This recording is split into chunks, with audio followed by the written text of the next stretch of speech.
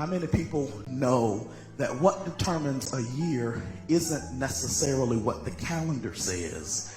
It's what you do with the days you have.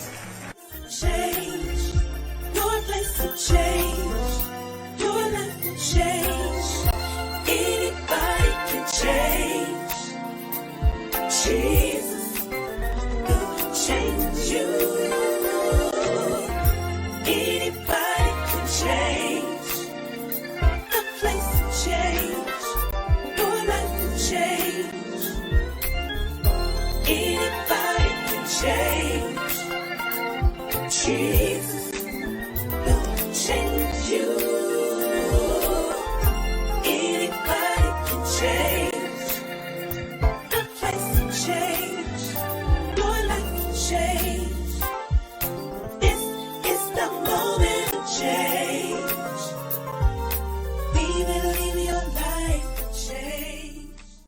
Good evening and welcome to Wednesday Night Live. I am Lauren and we are so grateful at Shekinah Kingdom Church to have you here with us tonight. If you are a first-time guest, click the link at the bottom of your screen and remember to stay connected with us on all of your social media platforms. Also, don't forget to share tonight's video with your family and friends. They would love to see this too. We are so excited to have you and I hope that you enjoy the service. Well, happy Wednesday to you. Good evening and welcome to Wednesday Night Live. As you know, I'm Pastor Cedric Rouson and we're here live at the Place of Change. Grateful to be in your home tonight. If you haven't already done it, would you do me a favor, share this video, let others know they want to get on and be a part of our discussion here tonight. I'm very excited about what we're going to be doing. We're taking a break from our normal Bible study, deviating from that subject matter to go into more of a practical modality of conversation. And so I am hosting the first of a few courageous conversations looking at issues with which we need to do some revisions and make some changes, embrace some changes, and put our best foot forward to live even in the midst of this pandemic. Well, I'm honored that tonight I have the pleasure of being flanked with some amazing minds and a plethora of great thoughts, ideas, and concepts in the person of these lovely ladies who are going to be sharing with me tonight on this panel. I am going to introduce them by name, and then I will give them a chance to share something about themselves with you as we get ready to go. So first of all, good evening, ladies. Grateful to have you and thank you for being here. We have with us all the way from everywhere, Miss Takita Blackwell, Miss Audrey Williams, Miss Lauren Seward, Miss Jessica Brantley, and of course our own Lady Nadia Rouson. So would you each tell us just a little bit, whatever you desire to tell us concerning you, your background, whatever it is you do vocationally or anything else that's pertinent for the conversation. We'll start here.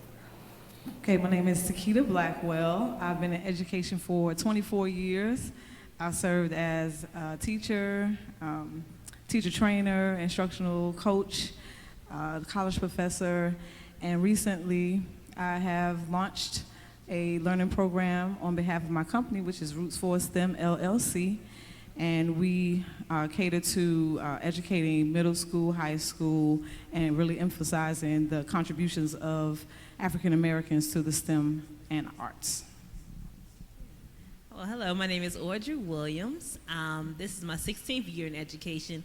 I've also served in education as a teacher, as a Title I teacher, and now I'm currently an assistant principal, which is an administrator of an elementary school. Hello, my name is Lauren Seward. I am a high school English teacher. I also teach creative writing. I'm also a full-time doctoral student looking for my doctorate in education.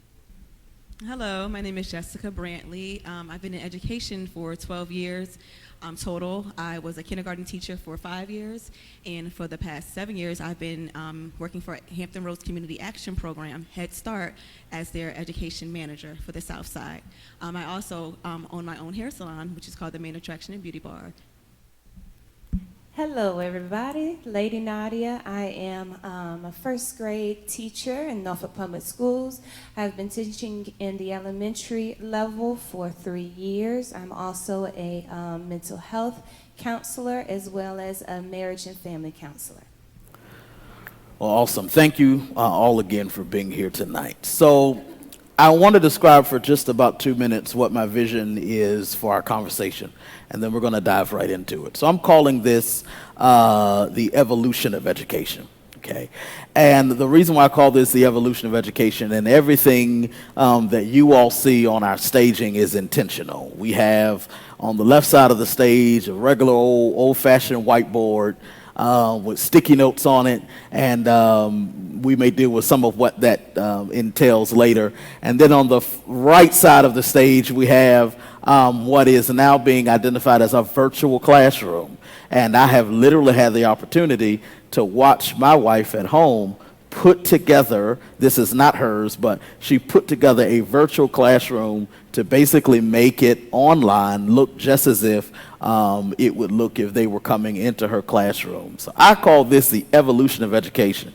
And it's an evolution because, I have never ascribed to the idea, as some have back in the beginning of the pandemic. Oh, hold on, children. God, hallelujah. It's getting ready to just shift away. And if you don't get weary, it's all, I have, for some reason, I knew when this pandemic happened, I had that feeling like we're really on the verge of a whole new normal. This is not a temporary inconvenience. I'm not talking about faith and trouble and peace and joy, and the Lord will give you that. But what I'm saying is that life as we know it, in many ways, has been altered and is being altered daily. And I thought, particularly sitting at the bottom of a new school year, or should I say the top of a new school year, that this was a worthy conversation. So first of all, anyone can just answer this. I want to ask this out the gate. What do you feel the pandemic has affected the most significantly as it relates to education? I think that it has affected how people feel about education. For one, it has people looking at teachers in a different way, looking at school and administrators in a different way because they realize how much they've done for the students. But I also think that it's making them look at it as an inconvenience because now they're looking at childcare, or now you're trying to figure out who's going to watch my child and how am I going to help them if I don't understand the work. I didn't graduate, so I'm struggling with it. So it's kind of like depending, I guess, upon the person who's responding to the question, but I think that it's being conceived in both negative and positive ways.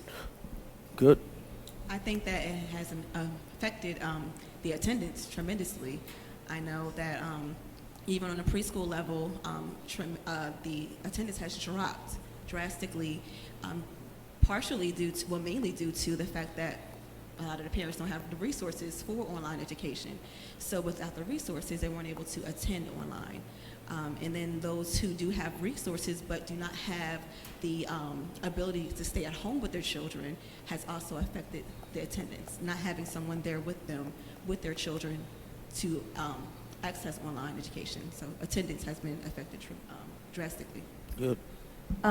One thing that I, coming away from the classroom and how the pandemic has affected it, is I think that it has revealed the differences between districts and schools, meaning the economic difference and the resources that are given to different schools, meaning some schools have the resources to give their students the Chromebooks, the iPads, or whatever it may be that gets them through their educational day, versus another school that doesn't have the funding to get the things that they need. So it leaves those students at a deficit.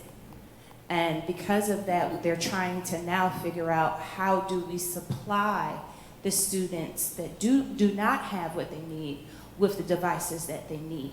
And it also has revealed the economic differences between families, because a lot of families don't have the services, meaning i.e. the internet or things of that nature, along with what everybody else has said as far as having parents in the home to get what they need to get done as far as their schooling. So I think in that way it really has revealed the differences as far as how the government is distributing the funds to different school levels. Wow. I wanted to mention, as far as a teacher is concerned, with the virtual learning, it makes you dig deep as far as what's going to be considered evidence of learning.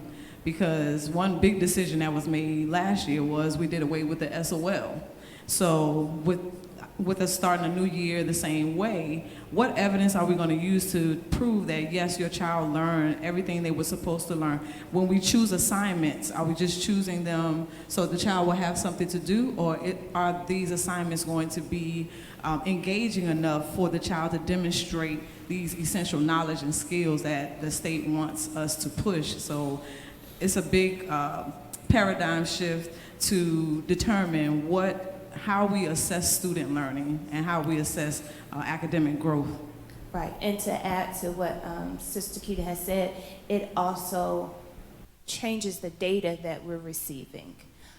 We sat in our first day back to school and we had to go through the data of how the school year ended.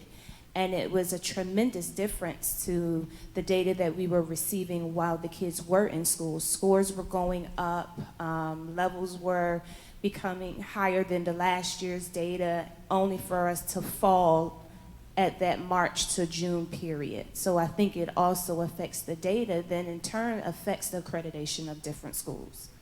And also, as a teacher, it's changing the way that we teach, because we're normally used to being in the classroom, and a lot of teachers of old school lecture all day long. So now you have to get out of that lecture and you have to be innovative with how you're instructing your students, because now they're on Zoom or they're on whatever platform that they're using to get their instruction. So you have to make sure that you're being rigorous and thinking outside of the box so that every child is getting what they need and not lecturing to a child over a computer all day long. How many of you are sick of Zoom?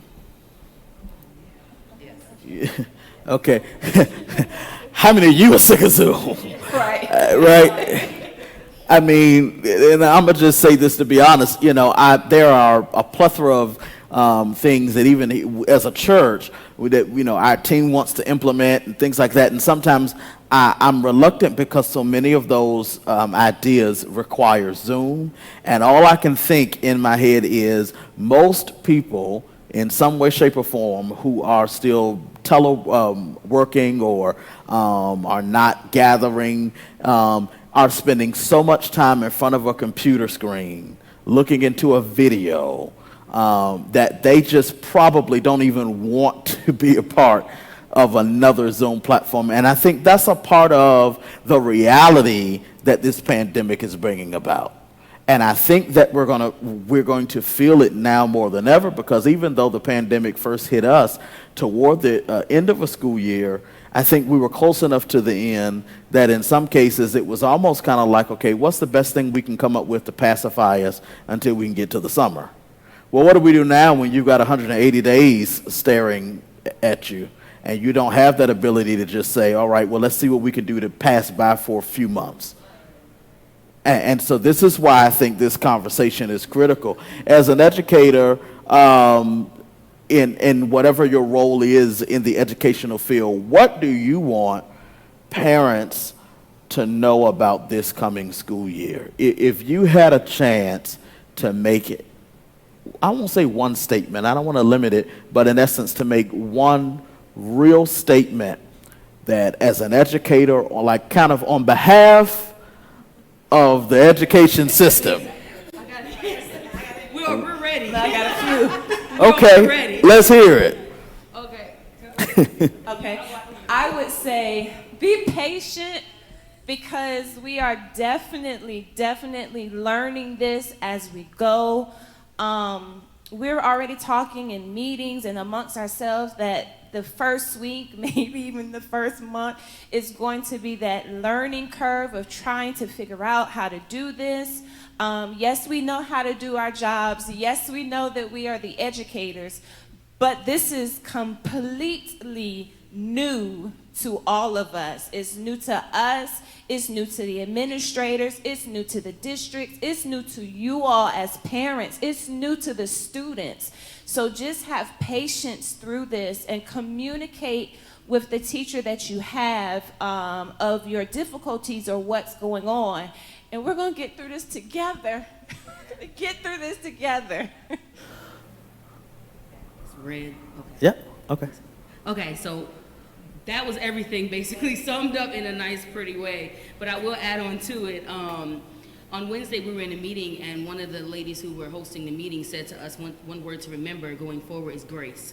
And I thought that was very interesting because I thought about it when I tuned out a little bit. But I was like, that's a very good word for us to remember, because we're going to have to extend some to the parents who are still rude to us, the kids who don't understand, the administrators who are kind of coming down on us like, you know, we're all new to this. Patience, patience, patience. But we're going to also learn to attempt to extend grace, because we're going to need some going forward into the school year. These two ladies said exactly what I was going to say. But one other thing that I would add to it is we need your support. Yes. The teachers need your support. Administration needs your support. Your school needs your support. Yes. Your child needs your support. So try to support your child as much as possible. This is new to everyone. This is the new normal. Absolutely. The old normal is gone, so we need your support. And try not to get frustrated when your child doesn't pick up on things the first time. It's going to take some time. It's going to take some time for the teachers. It's going to take some time for you. It's going to take some time for the child as well. So just be supportive and be patient, like they said. Exactly. And then just to add one more thing to that, to make sure that your school has your contact information. That is the most important thing. I understand you need to change your phone number, but please let the school know, because we have to communicate. That's the only way we're going to get through this, is if we communicate all the time. So make sure your contact information is updated. Contact your school. Check the school websites to make sure you understand what's going on in your school and what's happening with your teachers. But please communicate and update your contacts. Whenever you change it, call the school. That's so important. Phone numbers, emails, all of it. Addresses, all the above. Especially emails. Yes.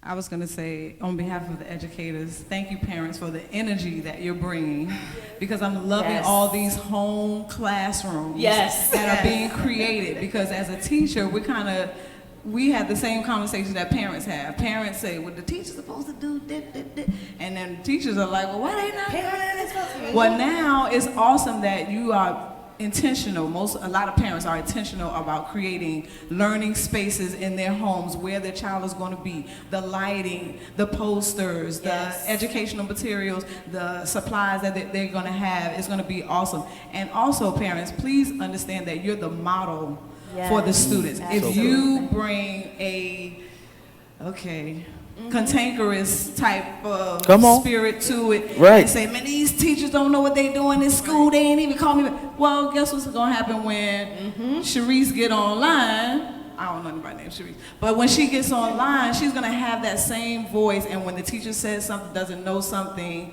you know, they're gonna bring that same vibe. So keep the encouragement going, keep the positive energy going at home, and we're all doing this together. It's new for teachers, it's new for administrators. No one person has the answers to all the questions, so we're just gonna do it together.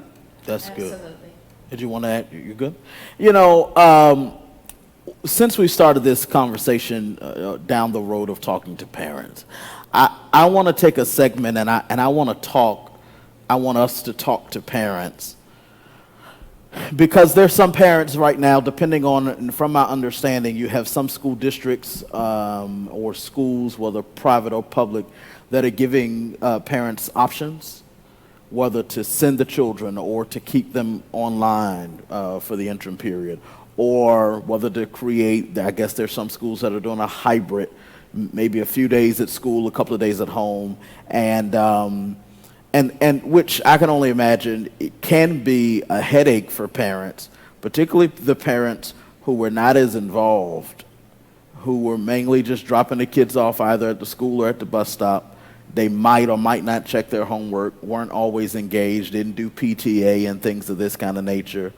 So first of all, I guess this would be a good time for me to look into the camera and tell you that the day of not being involved in your child's life has also died.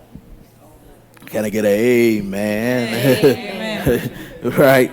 That more than ever, the parent has to be the child's advocate.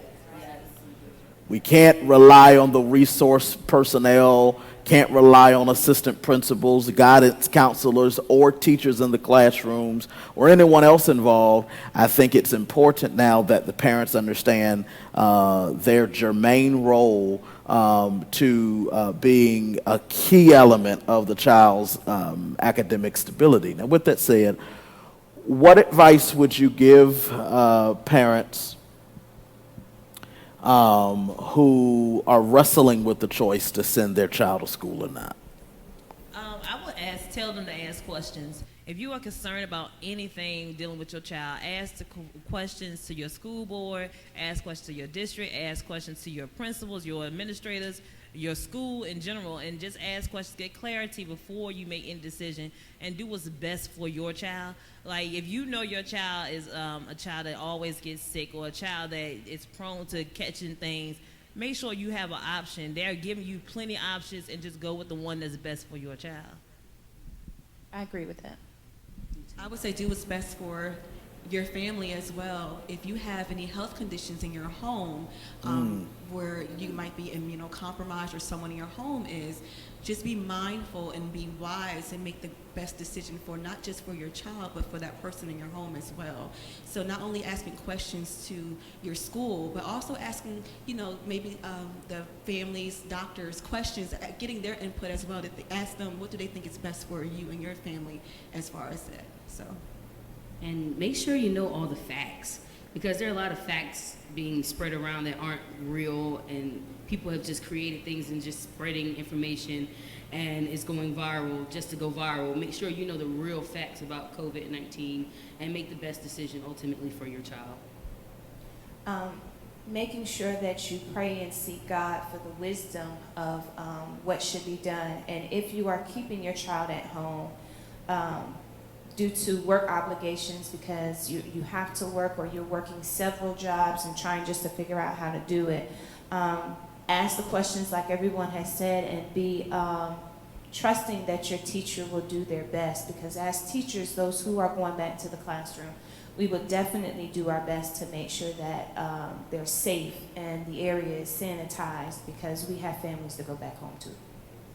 So. I want to talk about that right where you're there, and I'm going to come back to this parenting piece because I've got some more that I want to throw in there. But I've heard now, at least on two fronts, about health as an issue, all right? Both the health of the child and what is that child potentially been exposed to at home that they may be bringing to school, and then on the flip side, how it may put those who are coming to work at the school at risk. Now, my thoughts are that while we obviously have teachers who are being put at risk and administrators who are being put at risk, we also have to include the other layers of staff, custodial staff and others.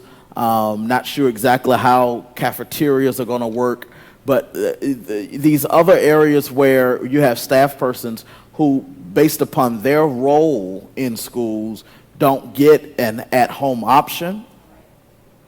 What would you say, even if it's just encouragement, to those who may be watching us or come across this video who fit those categories? They're the custodian at the school. They're the person who is responsible for the grounds or maintaining something, or maybe they're in the front office or in administration or in some other capacity where rain or shine, sink or swim, if they're going to keep a job, they pretty much have got to get up and go to work. I would say to them and to even the families and others, I know that there are different thoughts in regards to wearing a mask or not being around a certain number of people. But we all have to remember that, we have to be considerate of others.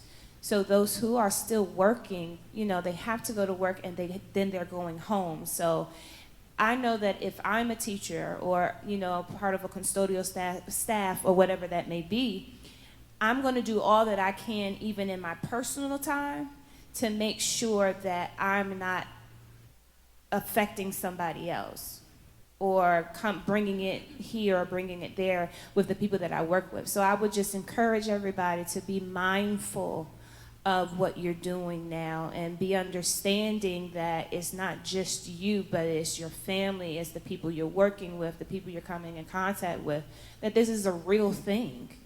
It's not a hoax. It's not fake. Right. And we have to understand and accept that. Even though I have all of the privileges and the rights to do whatever it is I want to do, whenever I want to do it, I have to be mindful that in that my actions can be affecting someone else. And you'll never know what that means when if I do have COVID and then I bring it to work and then those people are affected and they take it home, I don't know what their home situation is. So being mindful that, you know, it's not just about me. So I would encourage everybody just to have that mindset that says it's not about me, but it's about everybody that's around me. And it's very important, if you are sick, stay home. Like, it's no need for you to come out and spread your germs, whatever you have, to anyone else. Like she's saying, everybody has a family, have something to go home to, and we don't want to keep spreading the virus. Mm-hmm. We need to contain it. So if you are sick, stay home, follow the CDC guidelines, wash your hands, wear your mask, do what you need to do, cover up, and make sure you are staying safe so everybody else can be safe.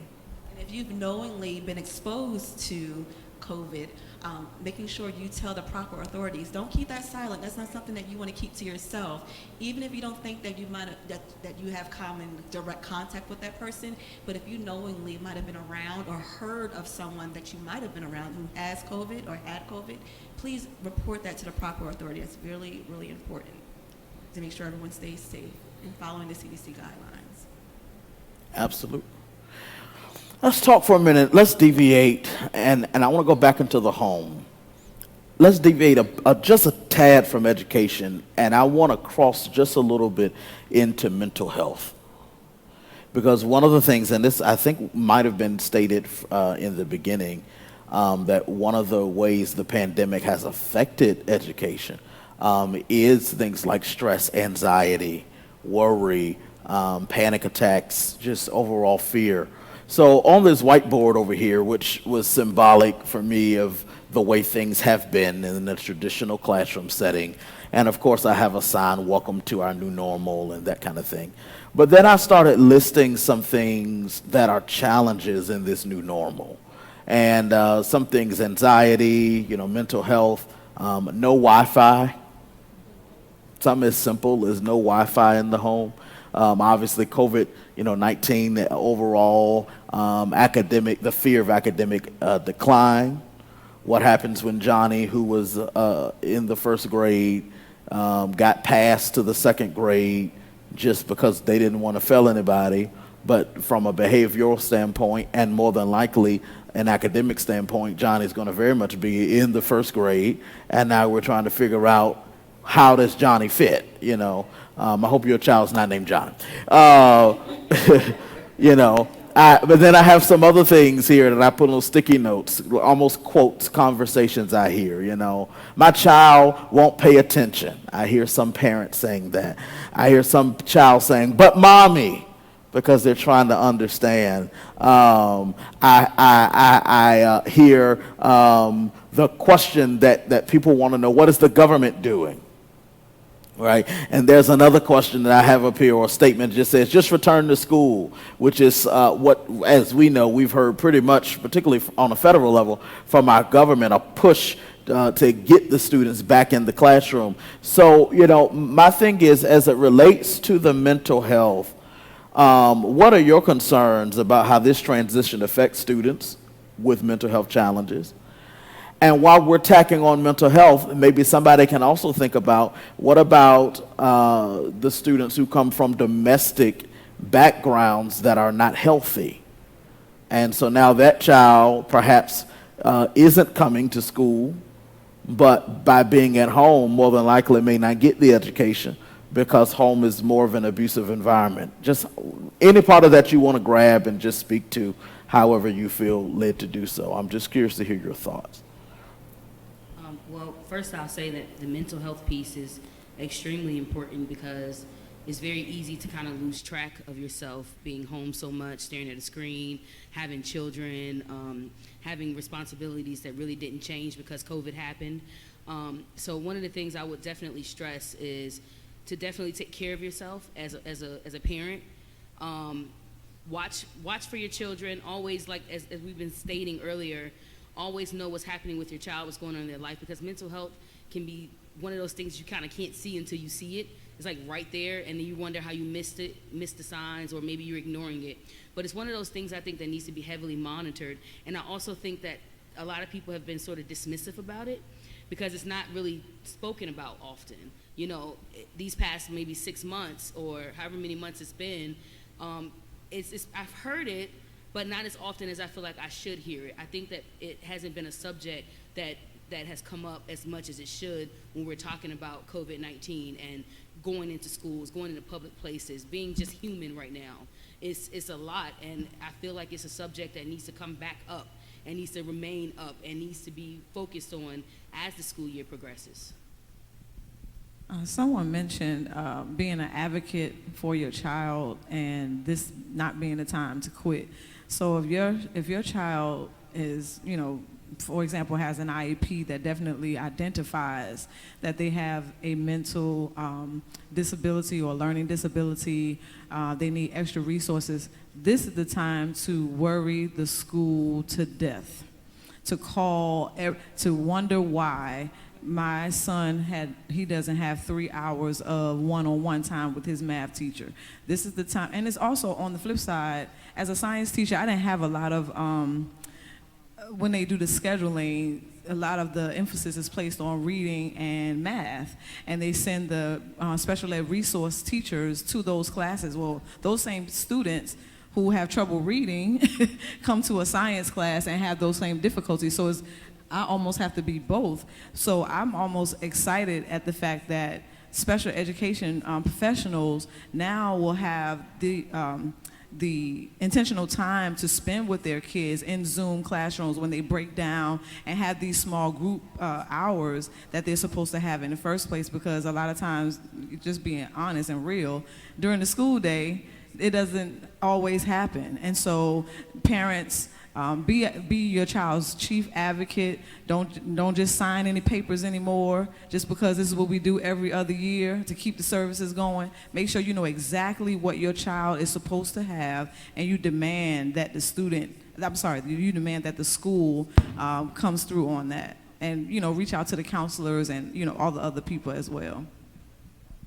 I think that along with the anxiety and along with the high stress situations, we have to also remember that it's something that needs to be talked about in the homes as well. It is a parent's responsibility to check on a child. You know, how are you doing? How are you handling this? And I know for Pastor Cedric and myself, Creedon, our 5-year-old son, when this all started, we noticed that his social skills were declining. And we worked very hard to get him to socialize. So when we noticed that that was happening, we did what we could in a very safe way to make sure that he was still able to socialize with a few people that we trusted. And we trusted their families as well. It was difficult, even to the point when he went out with his grandmother and had a meltdown with her, and that never happened because he was just trying to figure out, I need to get back to mommy because I need to make sure she's safe. This is a 5-year-old that's trying to figure out how to handle all of this. So I can only imagine for those who are older and who suffer with the different parts of mental health, whether that is a social and emotional learning, whether that is anxiety, whether that is depression, whatever it may be. These are all things that we really have to focus on. And even as teachers, and keeping that at the forefront when we're educating with them, it's our responsibility to call the students who have the IEPs, to call the parents, to make sure, you know, is everything okay? Can I help you in any other way? Just like it's the parents' responsibility to do the same. This is like a two-way street. We're going to do this together. You do your part, I'll do my part.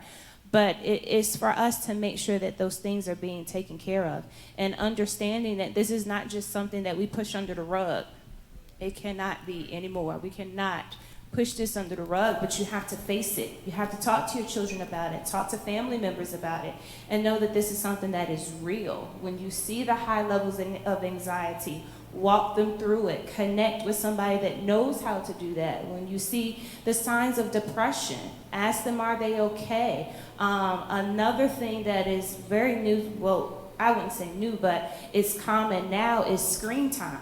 How much time is my child spending on an iPad, right, or on video games, or, you know, not spending that time where we're sitting down as a family and we're learning how to communicate with each other, we're learning how to socialize, and we're learning how to do this, because, you know, hopefully it may be a time where we're back into the classroom. So how right, are they going to function then? Right. I think that that's a big thing that we often, and should be talked about often as a family, and should also be monitored. I know in our Head Start program, we provide comprehensive services for the children and their families, and along with those comprehensive services are mental health services. So with that being said, use those resources. Keep in contact with your mental health consultant. If there's something going on in the home with your child, as far as you know, something's not right mentally, or if they're having lash outs, or if they're just not coping well with this, keep that open communication with your mental health consultant. Ask for the resources to help you help your child. Use those resources that are available to you. The resources don't stop because we're virtually teaching now. They continue, so you keep using those resources to help you and to help your child. That's an important and strong statement that needs to be reiterated. In most cases, the resources don't stop just because we're in the pandemic. Don't allow, and I've been now trying to herald this across the pulpit for 6 months, don't allow the pandemic to make you completely shut down on life, because the reality is the mental and emotional needs of our children don't cease to exist just because there's a virus out here, right? And in the same token, the mental and emotional needs of the parents and the educators and the adults don't cease to exist just because we're in a pandemic. COVID didn't cure crazy. I say that just for the alliteration. I ain't calling nobody crazy, praise the Lord. But what I'm saying is that it's not a cure. You know, you still have to deal with what you have to deal with. And I think that is a lot of what surrounds the anxiety and the other emotionality issues that come into play, because I'm trying to figure out, how do I continue to navigate life? Not only for me, but for my children, or for my family, or in your cases, in my career. You know, how do I continue to advance and maintain amidst all of this? Because the one thing we can't do is just shut down. And I guess if there were one thing that I could herald as a preacher and as a man of the cloth in this context, would be that element. You have to fight for this. You got to fight for it. If you don't fight for this, if you don't make up in your mind that you're going to do what is necessary and fight for this, then anything could happen. Your children could lag behind. They could fail to develop on time. You could find yourself so stressed out that you end up seeking alternatives that you never would have considered. I am suggesting that whatever you do, you have to at least make the determination that you are not going to give up. Fight it if you've got to fight it by yourself. The blessing is you're not by yourself. And that's what's being said, that you have all kind of options of people who are willing to help. While I'm saying this, I want to throw this out here, that there is a resource. I was recently in a meeting. I attend meetings now on a regular basis with Civic League leaders, not only in South Norfolk area where our church is, but in various parts of the the southern part of Chesapeake, Campostella, etc., and also with our captain of the police for our precinct closest here. And at either rate, in a prior meeting, we received a presentation. I want to just shout this out. The Cuffey Center, which those who are familiar with our church know about, and the Cuffey Library, they have a new project called the Cuffey Outreach and Innovation Library. They're redoing the library to intentionally include all kinds of services, from books to movies, music, more, laptops, Wi-Fi, classes, workshops. They also help to provide resource or information that affects child care, school, retirement, and business. They're really trying to help you succeed, help your children succeed, and most importantly, they're offering some arm or sense in the vein of tutoring. And one of the things that we got out of that, I'm sure you all know about this, is tutor.com.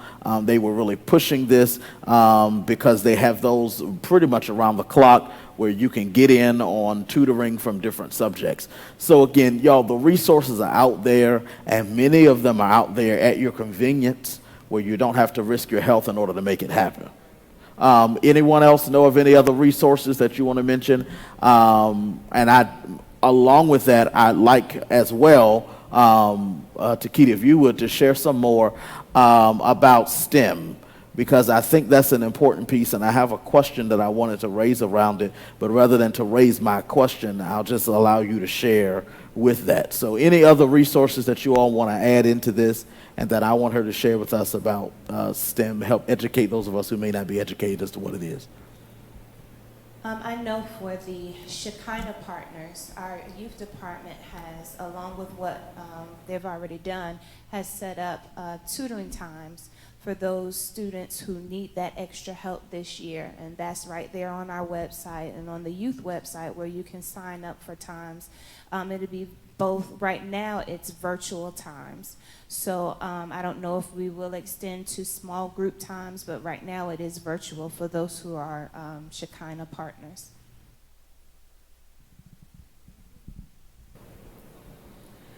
Well, my company, we're doing something that we call Learning Pass, and PASS is an acronym that stands for Parent and Student Support. And in a lot of cases, we have some parents who have opted to do homeschooling. So I have services that are not only for your child, but for you as well. One would be virtual monitoring, which we're calling study hall. And one thing that I learned as a parent who is an educator, I had a son who lives at my house that I thought I was keeping up with, and we got to the end of the quarter, and one class he was missing a lot of assignments because there was so much going on. I had totally missed that. And so one of the services that we are offering is for me to check in with your child on 2 days out of the week just to see what deadlines they have, and this is for 5th through 12th grade, what deadlines they have, what assignments, what projects they have coming up, if they need study skill development, if they need help with organizing, just to ensure that they are adjusting to the virtual learning environment as well. Also offer what we call lifeline tutoring, 24/7 tutoring, where they can access me for math or science in those same grades.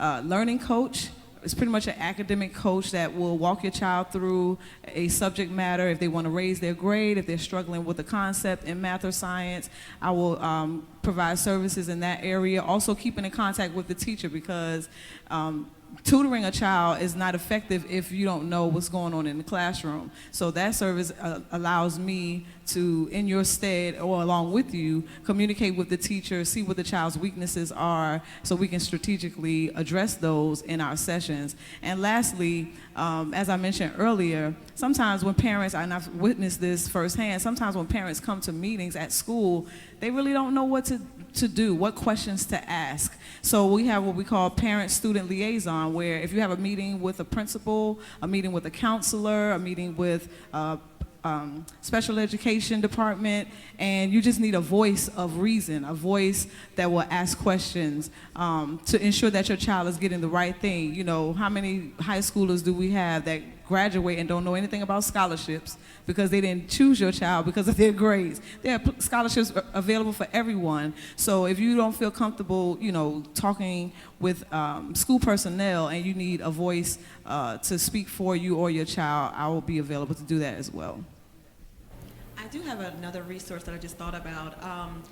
I know for Chesapeake, the Chesapeake Redevelopment Housing Authority, the Broadlawn community and also Geneva Square, I just found out that they're actually offering services to families in those areas for their children for support during this school year. So if you need help as far as tutoring, or even if you just need help with the virtual teaching or the virtual learning altogether, they're offering for you to come there to their, I think it's their community development centers or the community centers. I don't know what the times are yet, so you can call those areas to find out, but where they're going to actually allow for you to come into the community centers and actually set up your laptop or whatever it is that you have for virtual learning, and they will help you navigate through it. So there are some resources actually in your area that you can tap into. I know definitely Chesapeake Redevelopment Housing Authority, Awesome. which is Broadlawn and Geneva Square. And also, if you're in the Norfolk District, the YMCA and the Boys and Girls Club, we offering childcare that's affordable. So you can go on their websites and look for childcare, because I know a lot of people have to go to work and their children at home. So again, you bring your devices to that facility, and they will also provide childcare for affordable prices. Awesome. Wow. Well, you all have given us such a plethora of information. I want to ask one final question, if I can, and that would be, what can churches and local community groups do? People like us who want to try to help. We're trying to get in the fight. We want to help in some type of way. What can we do on whatever front to help fight this fight, to make sure that our children are being educated continually, and that those who are helping to educate them don't get burned out? I personally would say make sure that you understand the needs of the people in the community. And this is not just for our church in particular, but for all churches, because all churches are in some type of community. Make sure you understand what the needs are, even if it's almost not necessarily go door to door, but typically where you are, you understand what they may need. Even the schools, you can go to the schools, find out what they may need, because believe it or not, even though they're publicly funded, as Lady Nadia mentioned earlier, some districts just don't get what others get. I personally experienced that in my district, so I know that sometimes while another school may be in close proximity to us gets something, we don't. So make sure that you understand the schools in your community and you actually reach out to these schools and these people. And especially with the teachers, a lot of us will probably say, we're fine, we're okay, we're good. But, have those conversations that go beyond, I'm fine, I'm good, because under the surface, there could be more there. So understanding the people, communicating with them, communication is big. I know we hate Zoom, but even a text message could potentially help someone. You never know. That's good. Yeah, and I was going to say, make sure we pray for everybody, because it's a lot going on, and we don't know what's going on because people are sheltering themselves, and this pride comes in all of a sudden because they're unemployed or whatever the case may be. But also the church can provide a child care or to provide the tutoring services, because we have empty vacant buildings now. So if we can get to the CDC guidelines and make sure we have that space, or if you have a space, you have a church that has classrooms, whatever the case may be, you have retired teachers or something in your congregation, have them people to reach out to support the parents that need that support.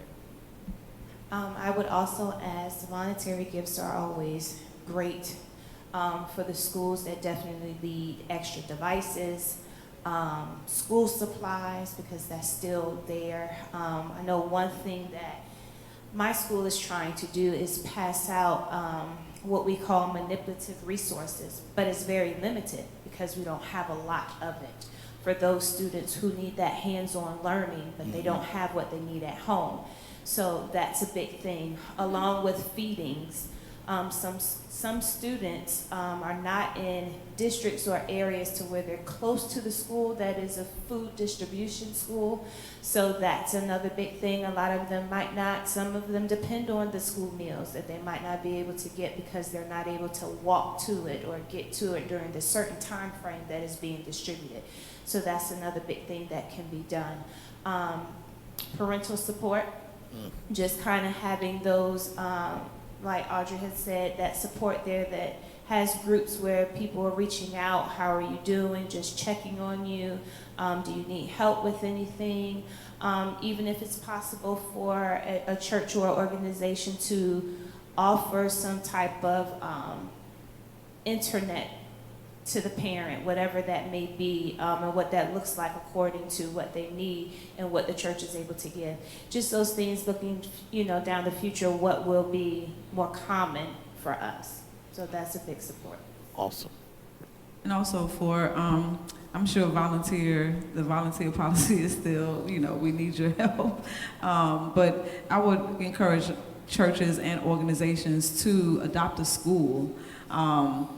Just hone in on one school, see what they need. Also, if you're having an organization that would normally charge admission or have, certain prices, kids need time away from the Zoom or some type of gathering, because that's the part that's missing. Right. And all levels, 5 all the way up. The socialization is what's going to be the crux of the whole thing, because a lot of them are saying, I just miss my friends. So if your organization is one where children would like to come, maybe you can do one Saturday a month where they, limited, of course, with CDC guidelines and all that, offer free admission so the kids can just get out and get a break. Organize some things in an open park area. Just give them activities that they can do other than school so that they can decompress and, it can address their mental health as well. Awesome. I agree with what everyone said on the panel. I would also go as far as saying that if you have a type of service like therapeutic service or counseling service that you normally offer for your partners at the church, maybe doing some pro bono services for those parents that might need that extra support during this time, because it gets difficult for them as well. So everything that everyone else said, I agree with. So I just wanted to add that part. Thank you, ladies, so much for your insight. I mean, we probably could go on another hour or two, but we can't.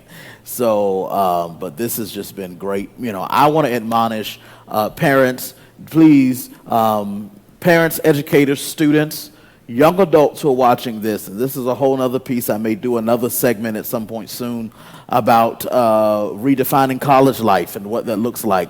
That's a big one. It is, because they've gone to school, but they're shutting them down because Correct. Now they're sending them home. Now they're sending them back home, and some are not opening up the way they, my wife and I often talk about the good old days, and one of the things she'll always mention is, my college days. Good old been in college. So, but that reality isn't there like it is right now, and so that's a whole nother conversation. But my point is, however you want to look at it, we're living in a critical time, and I think that it behooves us to do all we can.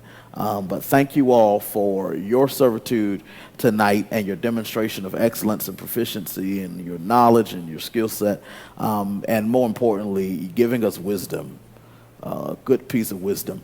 I want to end tonight by thanking our church in particular for your continued service. One of the things that you just heard said was about the need to sow into communities, to adopt schools, things of that nature, to pick a school that you can pour yourself into. In our case, now for the last 3 or so, maybe almost 4 years, we have adopted Portlock Primary School, and I'm really excited about that. We've done partnerships with them down through the years, from field trips to school supplies to offering partners to be mentors and going in the classrooms and helping people get acclimated with the first day of school. So many different things we've done, and I'm really, really excited. We recently had a chance to bless them financially with funds, along with Head Start program, along with some other nonprofits. And yet we are not finished. And so I want to throw this out here because we do have this opportunity.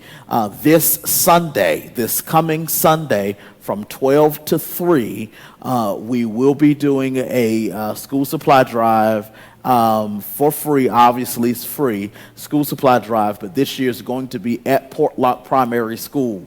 And so, as you know, the last couple of years for our church, we've done it from the rec center in South Norfolk, but by request of the principal and staff at Portlock, we are taking our complete operation to Portlock Primary School this Sunday from 12 to 3. We are asking you to please bring your kids. It's going to be I was going to say drive by. That's probably not a good word. Maybe drive through feels a little better. So we're not asking you to get out of your cars, but we are asking you, if you can, to bring your children, because that'll help us serve in better excellence. Now, let me say to our Shekinah family, because we're going to Port Lock, we're opening it up. The parents throughout the Port Lock primary zone have already been notified. 500 kids or so in that school, parents have already been notified. So if you're part of the church or if you're part of the surrounding community, I do not suggest to wait till 2:30 to come. We will give them out while supplies last. Once supplies are gone, they're gone. But this event is free and open to the public. We want you to continue to give to our ministry. There are several ways you can give. Each of the modalities for which you desire to give at the bottom of your screen right now. If you desire to be a blessing, every dime that is raised this month on Wednesday nights, we're going to dedicate to continually going into educational resources. Every dime we raise on Wednesdays this month, through your giving, we will dedicate to empowering education through resources. So we want you to be a blessing. You don't have to be a part of our church to give. If you have a generous heart, you can do that. And again, there are several ways right at the bottom of your screen that you were able to do that. We thank you for sacrificing these moments with us to be here. Now, it would be remiss of me, and I would not be a good employee if I didn't offer an opportunity for someone, even though we're talking about education, for someone who doesn't know the Lord to be able to receive Christ as Savior. If by chance that's you, then take a moment and pray with me. God, I come in Jesus' name. I confess I am a sinner, but I acknowledge you are the Savior. And I confess with my mouth and believe in my heart that Jesus died for me and rose from the dead. And by your grace, through my faith, I declare I am saved. In Jesus' name. If you made that decision, if you gave your life to Christ, rededicated your life, or maybe you need a place where you can grow, I want to be your e-pastor. We want to be your e-church family. If that is you, connect with us. There is a pinned comment at the bottom of the screen. There is also a code word that you can text, and you will be able, as that information is provided to you right now, you will be able to connect with us. I pray that you will take time this month each Wednesday night to join us at 7 o'clock as we are going to have courageous conversations around issues. We're going to deal with voting. We're going to deal with social injustice and just what it is to be spiritual in these social times and what all of that looks like. We've got some other topics that we're going to cover because I believe that as we have courageous conversations, we'll be able to make the necessary changes to be what God has called us to be. Good night. I love you. Bye-bye.